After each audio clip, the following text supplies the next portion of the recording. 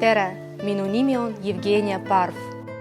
See raamat on minu isiklik lugu, teekond läbi sõltuvuse, valu ja hirmu, kuni vabaduse ja küpse läheduse leidmiseni. Selle raamatu nimi, ta kinkis mulle vabaduse ja ma valisin teda. Ma kirjutasin selle ausalt, aga lootusega.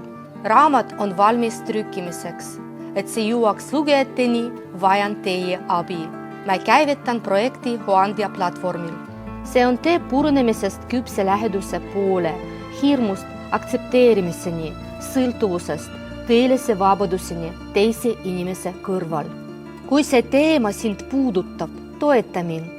Aitame koos selle raamatul jõuda nende inimesteni, kes otsivad teed iseendani.